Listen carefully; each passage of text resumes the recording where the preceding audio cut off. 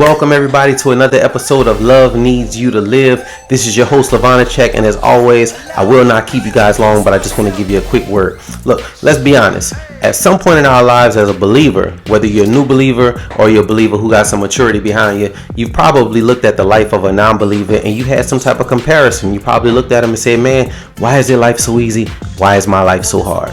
Besides the fact that we should never compare ourselves to another person because everybody has different callings, everybody has different gifting on their lives, we have to look at a foundational truth here. Or maybe we could call it a question, right?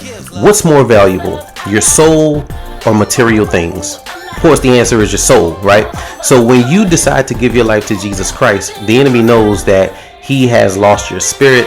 He knows that your life is dedicated to God and the things of God. So what is he going to do? He is going to wage war on your soul. This is kind of where you get that phrase, people have sold their soul, because what they've done is they've sold over their emotions. They've sold over their thoughts. They have sold over their senses. Your soul is where you think. Your soul is where you get your emotions. Your soul is what you feel with. Your soul is pretty much the embodiment of who you are. And that thing is valuable, right? So the enemy is trying to destroy your soul. He's trying to give you hell on earth.